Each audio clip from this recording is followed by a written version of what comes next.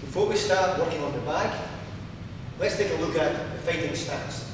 Now you can call it whatever you want, but for the sake of this DVD, we're going to call it the fighting stance.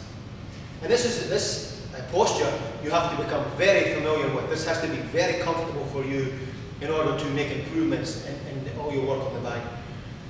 I have a DVD out called Kickboxing Dynamics, and I break this down in a lot more detail, so if that interests you, you should have a look at that. But let's take a quick look at it here now. Some basic principles behind this. You want to have shoulder width apart on your stance. Now don't let your feet go back like this. This is not uncommon. People will, especially as you start working away, the stance creeps together like this. And this is not what you want, because it doesn't allow other techniques to get access to them properly. And you tend to lose your balance as well as you start moving around. So you want to make sure that you have shoulder width apart and not too long. If you go too long, you tighten up your hips, and you can't get movement that way either. So, shoulder width apart, just a normal stance where you can keep your weight between the two legs. And you have your guard up. Now, bring your guard up. You want to put the right hand, which in my instance, in my case, is a rear hand, here, up beside your cheek. And you want your left hand just forward where you can look over the top of it. Okay? Now you don't want to let your elbows rise, because when they're rising, there's a certain level of tension comes in here, which is obviously the muscle has to contract to lift the elbow up. So you don't want that either. When you put tension into your muscles, they have to relax before you can get the muscle to work and throw the punch. So that's not what we want. We want these to hang loose. Your elbow should be hanging loose at the side here, hanging by your ribs. Now, as far as your chin is concerned, you want to keep your chin low. Now sometimes you may hear, tuck your chin in, which is the correct thing you want to do. But I found that as I was trying to tuck my chin in, sometimes I felt a bit restricted. So if you, and what I do anyway, is I try to think in terms of looking up through your eyebrows. So you can look at this, you get your position, and you don't feel constricted in your throat, which is worth knowing.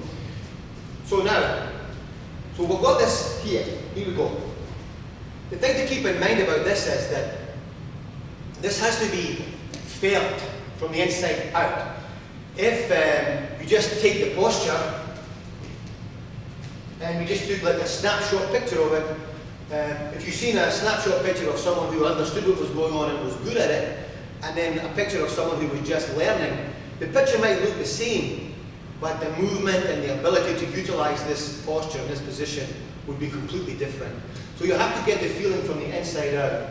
So you need to have this thing alive. This guard has to be alive. So you can work with it, and you can throw your punches, and you can move around, and it's a working guard. If you have your guard and your muscles are too rigid, and your arms are too rigid, and your whole body is too tense, like for example, if you are holding a weight like this, that's no good.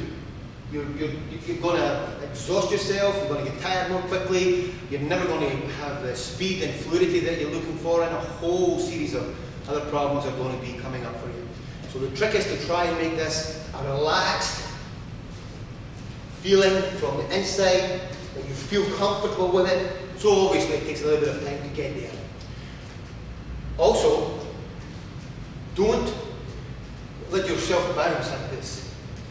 Let your weight shift backwards and forwards. Because when we punch forward, we want to drive forward, not up.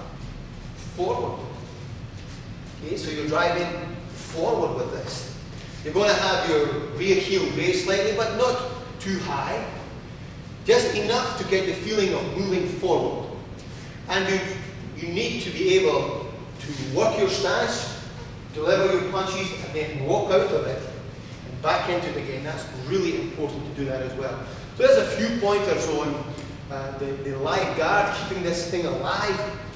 Keep it light, feel it from the inside out. Get your hands nice, your arms nice and loose by your side. Look through your eyebrows. Keep your hands up, get used to keeping them up.